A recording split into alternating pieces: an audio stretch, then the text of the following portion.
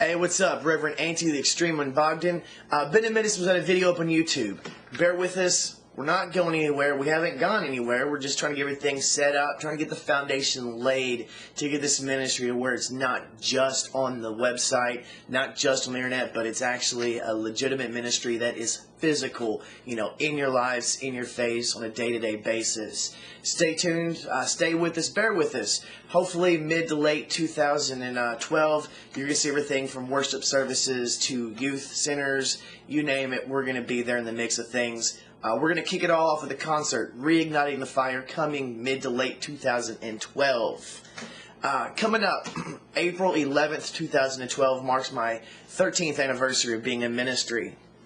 April 5th, if you've seen my testimony, it is the 13th anniversary of the day that my life was changed forever. With that, today we're going to be talking about losing it all to gain it all, a sermon that I've learned from personal experience. We're going to be talking from, reading from Luke chapter 14. We're going to start at verse 26. If you look in your Bible, if you have red letters, a lot of this is going to be in red letters. As usual, I like to read the words of Jesus. They speak amazing truths. Some of the most beautiful, actually the most beautiful things to read in the Bible are found in red letters. If you want to read along with me, like I said, Luke chapter 14, starting in verse 26. If anyone comes to me and does not hate his father and mother, his wife and children, his brothers and sisters, yes, even his own life, he cannot be my disciple. And anyone who does not carry his cross and follow me cannot be my disciple. Suppose one of you wants to build a tower. Will he not first sit down and estimate the cost to see if he has enough money to complete it? For if he lays the foundation and is not able to finish it, everyone who sees it will ridicule him, saying, "This fellow began to build and was not able to finish." Or suppose a king is about to go to war against another king. Will he not first sit down and consider whether he is able to, with 10,000 men, to oppose the one coming against him with 20,000? If he is not able, he will send a delegation while the other is still a long way off and will ask for terms of peace. In the same way, any of you who does not give up everything he has cannot be my disciple. Salt is good, but if it loses saltiness, how can it be made salty again? It is fit neither for the soil nor for the manure pile. It is thrown out. He who has ears, let him hear. I've said it a lot of times in my life. 13 years ago, I set out on a course to do my dream. I had it all set in place. I was ready to just, chase the wind, live life to the fullest, do what Tony wanted to do. Things didn't work out that way. Now, in the past 13 years since I've started on this path of ministry, I'm not going to lie, a lot of things has been hard, especially in the past year and a half trying to get this ministry up and going. A lot of things have been difficult. It's been a lot of times in my life where I've felt that, it's not possible. Is it really worth it? That was the question I asked myself a lot in my life. Is it really worth it?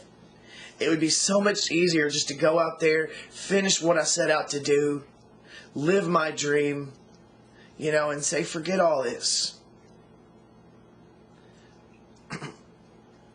But I pushed on.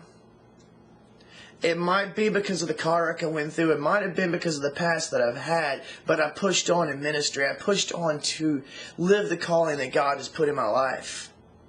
Now, has everything been roses and amazing since then? No. I've lost a lot. Since that day, since 13 years ago, I've lost a lot. Everything from family to friends to possessions. You name it. Yours truly has lost it. Has it been worth it? Yes. Nowhere in the Bible does God say you will gain the world and everything will be amazing and beautiful and perfect if you follow me. He never says that. And not questioning anybody out there who tells you that if you pick up your cross and follow Christ, your life will be perfect and amazing. that is a fantasy that we are portraying a lot of times in our churches. Give your life to Christ, follow Christ, and everything will be amazing. You will sin less. You will automatically start looking appropriate and dressing the right way. You'll start listening to music that a lot of churches thinks is more appropriate for a believer. Your life will change like that. You'll become the perfect image of a Christian if you just give your life to Christ. Harsh reality is this: you give your heart to Christ, the war just begins. I'm not going to lie. I'm not going to sugarcoat it. You're going to fight on a daily basis. There's going to be days you're going to have to make a decision. Do I go this way and do what I want to do what my friends want? Do I go this way and be accepted by my friends, by my loved ones? Or do I go this way? Do I go this way and risk losing everything I care about, everything that I know? Do I leave my comfort zone to follow the one that I believe in? It's at that moment in time you've got to ask yourself, how sincere am I? Am I playing religion, or do I really believe this? Because my problem and my theory is this: a lot of times in our churches, a lot of times in our ministries, we are playing religion. And that's the problem. It's our religion. It's something that we do. It's something that makes us feel better on a daily basis about ourselves, about our world, about our life. The problem is, religion isn't a game. It's not something you do. It's not a hobby. It's not a pastime. This is life. You don't just believe. You don't just worship. You live Christ. So at that moment in time, when you're faced with that decision, do I go this way or do I go this way? There's a reason why the Bible refers to it as the straight and narrow road.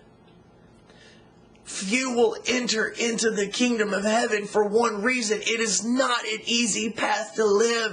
And it's time that we go out and we tell people this, that we're honest and we say, look, the life of a Christian, a true Christian, Christ-like, the life of a true Christian is not easy. It's not. You have to give up everything to be a true, born-again believer, child of God. It costs you everything. But in the end, it's worth it. I stand before you today after losing everything, with new friends, with new family, with a ministry behind me that I never thought would happen. I stand before you with the world at my fingertips. Do I deserve any of it? No. God will give you back what you give up for Him. It cost everything to follow Christ. Read the Bible. The 12 disciples, what did they take with them from their previous life? When He called them out of the boat from fishing, whenever they had a loved one that had passed away, did they go back to say their goodbyes? No. Did they take their possessions with them? No. They left it all behind. To follow Christ cost you everything. You leave everything behind. But here's another promise. Those of us that are truly born again, true believers, true people that want to just be like Christ, that have the fire inside of us, that extreme fire, those of us like that, we will be there to help each other, to help you. Once you make that decision to walk away from this stuff, once you decide to give up everything, when your moment of weakness is there and you're thinking, I can't do this anymore, I can't face this battle anymore, I want to go back to my comfort zone. I want to go back to what I know, because this road, this straight narrow path is getting too hard. When you're at that point, there's a reason why my cell phone number, my email address, my contact information is so available. Because when you're at that point, I will do whatever I can to help you. And this is one ministry that will stop at nothing to make sure that you've got help. Because that is what a true born-again believer does, is we're there for each other. We're there for others. When a new believer starts out on this path and they realize, wait a minute, I'm giving up a lot more than I'm comfortable with here to do this. It's our job to be there and say, look, it's okay. Yes, it's hard. Yes, at times it seems impossible. But with Christ, nothing is impossible. It's time we stop playing religion and we take it seriously.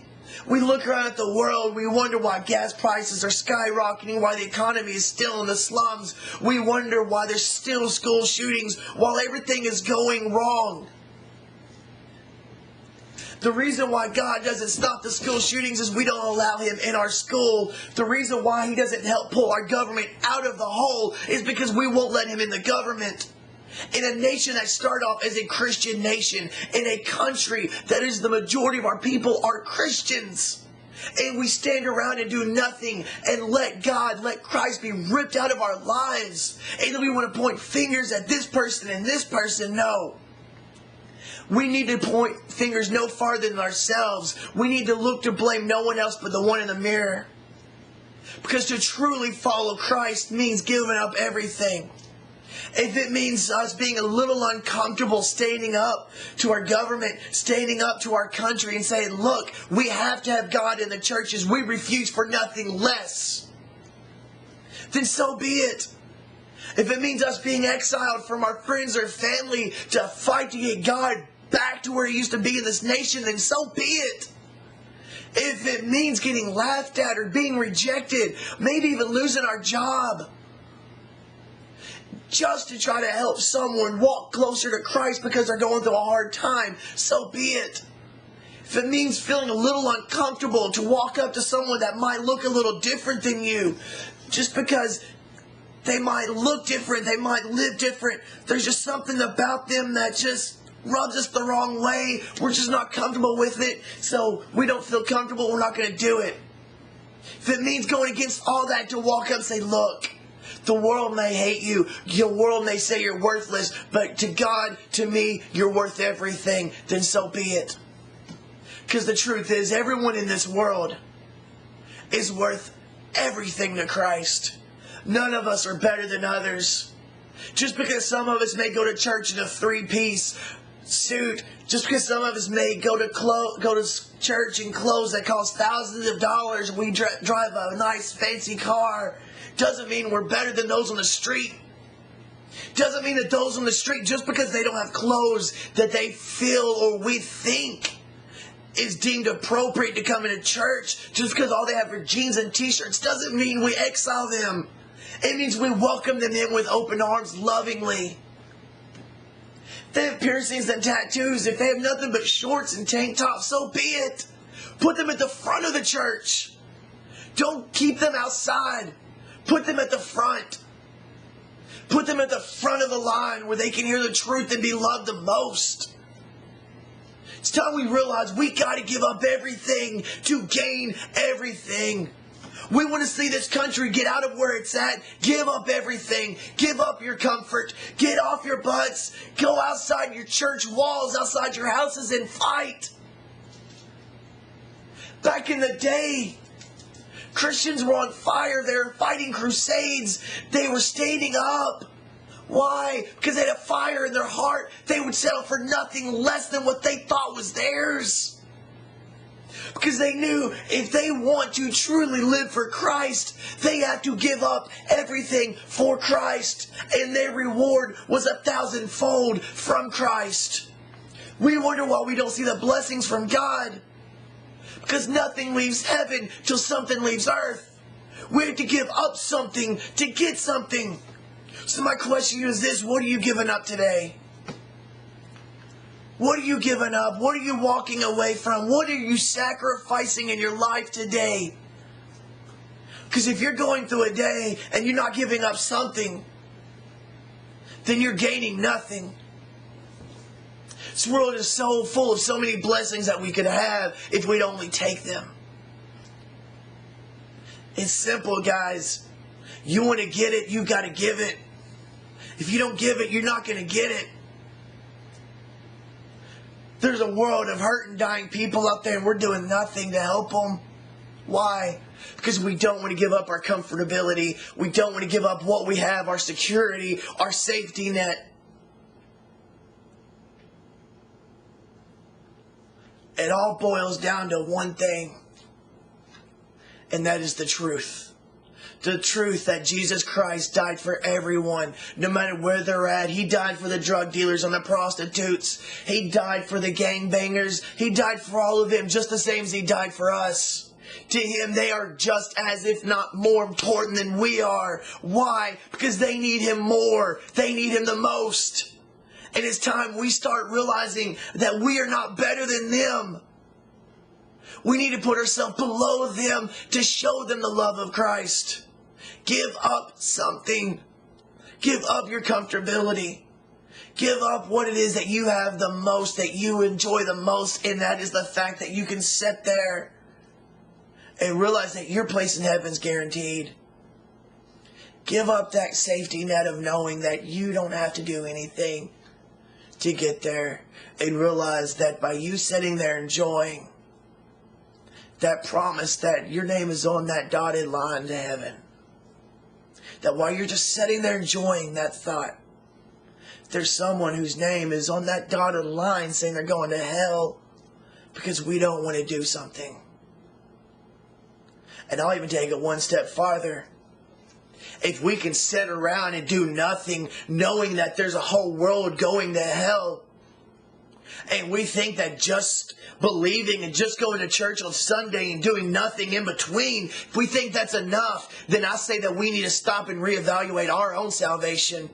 Because if our heart doesn't hurt for those out there that are less in the world's eyes, less in the church's eyes, if our heart doesn't hurt for them, if we don't feel something when we see a homeless person that needs help, if we don't feel something when we see someone on the TV that's been arrested because of something they've done, if we don't feel some kind of heartache for those people, if we don't feel some kind of remorse for those people, then I dare say that we don't have Christ in our hearts ourselves. And we need to help ourselves by falling on our knees and truly giving our lives to Christ. Because Jesus hurt for those people. He hurt so much that He hung on that cross and He died for those people. So if we can't hurt in our hearts for them, then how can we say that we're truly believers in Christ? How can we call ourselves Christians? It's time we give up something. No. It's time we realize we have to give up everything to gain everything. The more we give up, the more we get. Guys, it's simple. It's just life. I've said it 1,000 times for 13 years. I've used this same line. It's just life. Live it. I want you to understand that's not just a catchy phrase. That's not just a slogan. That's something I believe in my heart. That's something I try to live every day. It's just life. It means yesterday's done and gone. We can't fix yesterday. Move past yesterday. Don't look back in the past. Learn from the past. Learn from your mistakes, but don't live there. Plan for tomorrow. Plan for the future, but realize there's no guarantee of it. Live for now, the present, the gift from God that is free, that we have right now, that all of us have. It's just life. There's no redos. There's no pauses. There's no reset button. There's no go backs. There's no redoing it, guys. We could have another 5 days. We could have another 5 years. We could have another 500 years left of our life. It's just life. Live it. And with that, carries with it also the fact that it don't matter if you can talk the talk. It don't matter if you can walk the walk. It don't matter if you can talk the talk and walk the walk. If you can't live the life, that's what's important. Can you live the life? That's what it all boils down to. That's what the phrase means. It's just life. Live it. Give it all up to gain it all. God bless. Till next time, it's Rev TX1.